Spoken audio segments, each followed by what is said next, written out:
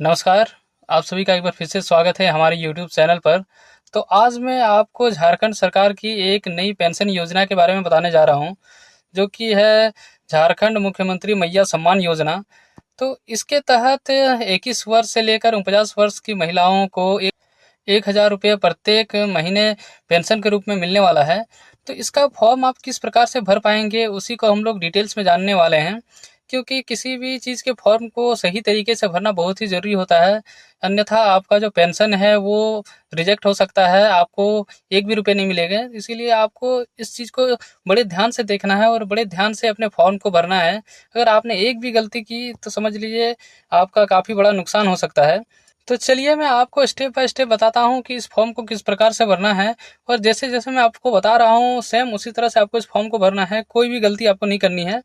तो यहाँ पे जैसे कि आप ऊपर देख पा रहे हैं, झारखंड मुख्यमंत्री मैया सम्मान योजना हेतु आवेदन पत्र, और ये निःशुल्क है। वैसे तो ये आपको आंगनबाड़ी के सेविका के द्वारा ये फॉर्म देना था, लेकिन अगर आपके क्षेत्र में आंगनबाड़ी की सेविका अगर आपको फॉर्म नहीं उपलब्ध करा रही है तो आप CSC सेंटर से भी जाके इस फॉर्म को ले सकते हैं और इसका आवेदन कर सकते हैं।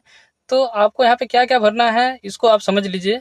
तो सबसे ऊपर यहाँ पे आपको देख रहा होगा कि यहाँ पे क्या लिखा हुआ है, आवेदिका का नाम, यानी जो इस फॉर्म को भर रहे हैं उसका नाम यहाँ पे भरना है। पहले अपना नाम लिखना है, उसके बाद अपना जो टाइटल है वो लिखना है। उसके बाद 2 नंबर में आपके पिता या पति जो भी होंगे आप उसमें से एक को क्लिक करेंगे। अगर आप अपने पिता को यहाँ पे रखना चाहते हैं, अपने पिता का नाम लिखना चाहते हैं, तो आपको पति को ऐसे काट देना है, यहाँ पे अपने पिता का नाम लिखना है। और अगर आप अपने पति का नाम लिखना चाहते हैं तो पिता को ऐसे काट देना, उसके बाद यहाँ पे पति का नाम लिख देना है। चलिए अब आगे बढ़ते हैं। यहाँ पे आपको पता में दिख रहा होगा अपना ग्राम मोहल्ला जो भी होगा वो यहाँ पे आपको अपना गांव का नाम लिख देना है। उसके बाद आगे यहाँ पे आपको अपना थाना का नाम लिखना है। उसके नेक्स्ट में नीचे आप देखिए यहाँ पे आपको पंचायत या वार्ड जो भी होगा उसको यहाँ पे भर देना है। उसके बाद आपका प्रखंड जो भी होगा वो आपको यहाँ पे भरना है, और आपका जो भी जिला होगा उसको यहाँ पे भर देना है। उसके बाद नीचे आपको दिख रहा होगा 4 नंबर पे मतदाता पहचान पत्र। तो यहाँ पे जो आपका वोटर ID होता है उसमें एक नंबर लिखा होता है, तो उसको यहाँ पे आपको भर देना है। और 5वें नंबर पे आपको आधार संख्या दिख रहा होगा, तो यहाँ पे आपको अपना आधार कार्ड का नंबर भरना है, और एक बॉक्स में एक ही नंबर लिखना है। जैसे कि अगर आपको यहाँ पे 1 नंबर ये है, 2 ये हो गया, 3 ये हो गया, तो इस करके अलग अलग एक एक बॉक्स में आपको नंबर को भरना है। एक बॉक्स में कभी भी आपको ऐसे 2 नंबर नहीं लिखना है, ठीक है। तो आप अलग अलग नंबर यहाँ पे अपना आधार कार्ड का यहाँ पे नंबर आपको फिल कर देना है। उसके बाद 6 नंबर में यहाँ पे आप देख पा रहे होंगे यहाँ पे खाता संख्या। तो यहाँ पे आपको अपना बैंक का अकाउंट नंबर डालना है, और उसमें भी आपको सेम एक बॉक्स में एक ही नंबर लिखना है। यहाँ पे अगर आप 1 लिखे, यहाँ पे 2 लिख रहे हैं, 4 लिख रहे हैं, तो एक बॉक्स में इस तरह करके आपको एक एक नंबर लिख देना है अपने अकाउंट का। तो चलिए अब थोड़ा नीचे देखते हैं और क्या है हमारे पास ऑप्शन। तो जैसे ऊपर आपने अपना खाता संख्या डाल दिया है, अब यहाँ पे आपको क्या करना है, आधार लिंक है या नहीं आपका अकाउंट, उसको यस या नो में जवाब देना है आपको, हाँ या नहीं। तो यहाँ पे आपको यस में टिक लगाना है। अगर आपका अभी तक लिंक नहीं है तो आप जल्दी जल्दी जाके लिंक करवा लें, लेकिन यहाँ पे नो पे आपको टिक नहीं करना है। अगर आप नो पे टिक करते हैं तो आपका फॉर्म को तुरंत रिजेक्ट कर दिया जाएगा। तो इसीलिए आपको येस पे ही टिक लगाना है। अगर आपका अभी तक लिंक नहीं है तो आप जल्द से जल्द जाके इसको लिंक करवा सकते हैं, इसमें कोई बड़ी बात नहीं है। आपका ये 1 या 2 दिन के अंदर आपका खाता लिंक हो जाएगा। तो इसीलिए आपको हमेशा यहाँ पे येस यानी हाँ पे ही टिक लगाना है। और यहाँ पे नीचे आपको साफ साफ लिख दिया गया है, अगर आपको इस पेंशन का लाभ उठाना है तो दिसंबर 2024 के बाद ये ऑटोमेटिक आपका बंद हो जाएगा। अगर आपका आधार लिंक नहीं है तो आपको बहुत ही अनिवार्य तौर से इसको लिंक करा लेना है। उसके बाद नीचे आपको अपना बैंक का नाम यानी शाखा सहित लिखना है। जैसे कि अगर किसी का स्टेट बैंक है तो अगर आपने SBI लिखा तो आपका जो भी होगा यहाँ पे उसको जगह का नाम लिखना है। जैसे कि किसी का देवघर में है तो यहाँ पे मैं देवघर लिखूंगा, जैसे मेरा देवघर है, तो इस तरह से आपको देवघर लिख देना है। तो जैसे कि आपने अपने बैंक का नाम और शाखा का नाम लिख दिया, उसका नेक्स्ट स्टेप में आपको क्या करना है, नेक्स्ट में आपके पास यहाँ पे IFSC कोड लिखना है आपको। तो IFSC कोड आपके बैंक खाते में लिखा रहता है, जैसे कि स्टेट बैंक है SBIN होता है, उसके 000 के बाद कुछ भी डिजिट होता है। तो इस तरह से आपको अपने बैंक खाते में देख लेना है, वहाँ पे IFSC कोड लिखा होगा, उसको भर देना है। उसके बाद 10 नंबर में यहाँ पे राशन कार्ड संख्या मांगा है, तो आपको अपना जो राशन कार्ड है वो उसका नंबर 1 रहता है, उसको यहाँ पे आपको फिल कर देना है। तो राशन कार्ड संख्या यहाँ पे आपने भर लिया। उसके बाद नीचे आपको यहाँ पे पैन कार्ड नंबर भरना है। तो पैन कार्ड अगर आपके पास है तो उसका पैन कार्ड नंबर होगा, उसको यहाँ पे आपको बॉक्स में अलग अलग नंबर को यहाँ पे कुछ डिजिट होते हैं, कुछ अल्फ़ाबेट होते हैं, उसको यहाँ पे आपको भर देना है। ये ऑप्शनल है, ये ज़रूरी नहीं है कि आपके पास पैन कार्ड होना अनिवार्य है। अगर आपके पास है तो आप भर रहे हैं, और अगर आपके पास नहीं है तो कोई ज़रूरी नहीं है इसको भरना। अगला जो 12 नंबर में है, यहाँ पे आपको आपके कैटेगरी को सिलेक्ट करना है। यदि आप सामान्य वर्ग से बिलोंग करते हैं तो आपको सामान्य जाति यहाँ पे लिखना है। अगर आप अनुसूचित जाति से हैं तो उसको यहाँ पे लिखना है। अनुसूचित जनजाति से हैं या पिछड़ा वर्ग से हैं तो उसको यहाँ पे आपको लिख देना है। उसके बाद आपको यहाँ पे आपकी जो आयु है उसको यहाँ पे भरना है। और इस बात का आप ध्यान रखें कि आधार कार्ड में जो आपका जन्मदिन है उसी दिन से अपनी आयु का गणना करें। उसके बाद यहाँ पे आपको साल लिख देना है कि आप कितने वर्ष के हो रहे हैं अभी। यहाँ पे आपको आपका जो डेट ऑफ बर्थ है आधार कार्ड में उसी को यहाँ पे भरना है, क्योंकि उसी की मान्यता है। आपका सारा जो आयु की गणना होगी वो आधार कार्ड के हिसाब से ही होगी, इसीलिए उसी का डेट यहाँ पे आपको फिल करना है। उसके बाद नीचे आवेदिका का पहचान चिन्ह आपको देना है, जैसे कि किसी के हाथ में तिल का निशान है या कुछ कट मार्क है या कुछ भी आपके शरीर में जो चिन्ह है, कुछ एक पहचान चिन्ह आपको यहाँ पे भर देना है। 16 नंबर में आवेदिका का मोबाइल नंबर भरना है। तो आपके पास जो नंबर चालू है उसी को आप यहाँ पे डालिए, क्योंकि उसमें आपको OTP मिल सकता है या फिर जो आपका पेंशन आने वाला है उसका मैसेज आपको इसी नंबर पे आने वाला है। इसीलिए आप जो नंबर आपका चालू है उसी को डालिएगा। 17 नंबर में आवेदिका विवाहित है या नहीं उसको टिक करना है। अगर आप विवाहित हैं तो यहाँ पे आपको हाँ में टिक करना है, अगर विवाहित नहीं है तो यहाँ पे नो में टिक कर देना है।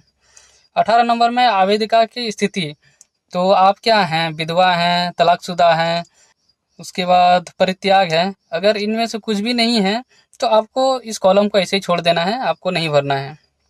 उसके बाद नीचे आ जाते हैं तो यहाँ पे डॉक्यूमेंट्स के बारे में पूछा है कि आप क्या क्या डॉक्यूमेंट साथ में देना चाहते हैं। जैसे कि आप आधार कार्ड दे रहे हैं तो आपको टिक कर देना है यस में। यहाँ पे देखिए ये क्रॉस है, ये टिक है, तो आपको इस साइड पे टिक नहीं करना है। अगर जो आप दे रहे हैं तो ये राइट साइड के बॉक्स में आपको टिक लगाना है। बैंक खाता पासबुक आप दे रहे हैं तो यहाँ पे आपको टिक कर देना है। राशन कार्ड आप दे रहे हैं साथ में तो उसको दे देना है यहाँ पे टिक। उसके बाद वोटर ID अगर आप दे रहे हैं तो यहाँ पे टिक लगा देना है। पैन कार्ड अगर आपके पास है तो यहाँ पे आप टिक लगाएंगे, और नहीं है तो यहाँ पे आपको क्रॉस कर देना है। और एक स्व घोषणा की मूल प्रति है तो उसको यहाँ पे आपको टिक कर देना है। ठीक है, तो इतने सारी चीज़ भरने के बाद ये आप घोषणा कर रहे हैं कि मैंने जो डॉक्यूमेंट्स दिए हैं वो सही है। उसके बाद यहाँ पे जिस डेट में आप जमा कर रहे हैं उसका डेट लिखना है। तो आज 3 तारीख है, तो अगर आप 3 तारीख को जमा कर रहे हैं तो यहाँ पे आपको 3 तारीख लिख देना है। ठीक है, और यहाँ पे आपको अपना, अगर आप सिग्नेचर करते हैं तो आप सिग्नेचर करेंगे, अगर अंगूठी का निशान आप लगाते हैं तो उसको यहाँ पे अंगूठी का निशान लगा देना है। अब आगे देखते हैं, आगे बढ़ते हैं। तो ये स्व घोषणा पत्र है, जैसे कि यहाँ पे आप देख पा रहे हैं 6 नंबर पे जो आपसे बोला गया था, तो ये स्व घोषणा वही चीज़ है तो जो नीचे यहाँ पे आपको भरना है। ठीक है, तो ये क्या है कि योजना के तहत आप जो आवेदन कर रहे हैं उसमें विभाग इसको देखेगा कि सत्यापन ये सही है या गलत है, इसीलिए ये स्व घोषणा आपसे लिया जा रहा है कि हाँ आप सही पर्सन है कि नहीं है। तो यहाँ पे आपको क्या भरना है उसको भी एक बार देख लीजिए। तो आवेदिका का नाम आपको यहाँ पे भर देना है, जैसे कि ऊपर आपने भरा था। पिता या पति दोनों में से जो भी सिलेक्ट करके आपको यहाँ पे नाम भर देना है। आपका जो उम्र है उसको भर देना है, गांव का नाम भर देना है, पोस्ट क्या है आपको उसको भरना है, थाना भर देना है, पंचायत का नाम आपको भर देना है, आपका जो प्रखंड या अंचल जो भी है यहाँ पे भर देना है, और जिला यहाँ पे आपको भर देना है। और जो आपने ऊपर मोबाइल नंबर दिया था उसी को यहाँ पे आपको भर देना है। उसके बाद नीचे हम देखते हैं कि क्या है। तो यहाँ पे नीचे आपको डिटेल्स में बताया गया है कि कौन कौन इस योजना के पात्र हैं और कौन नहीं हैं। तो आपको जितना भी फॉर्म भरना था वहीं तक भरना था। उसके बाद यहाँ पे फिर से आपको यहाँ पे सिग्नेचर देना है। ठीक है, इस जगह पे आपको अपना सिग्नेचर या अंगूठे का निशान, याद कीजिए कि आपने ऊपर यहाँ पे एक जगह किया था, इस जगह पे आपने एक सिग्नेचर किया है ऊपर में, और एक नीचे में भी है। तो आपसे छूटना नहीं चाहिए, आपको नीचे भी यहाँ पर भी साइन करना है। ठीक है, इस जगह पे भी आपको एक साइन करना है। उसके बाद थोड़ा नीचे और देखते हैं, सत्यापन प्रतिवेदी।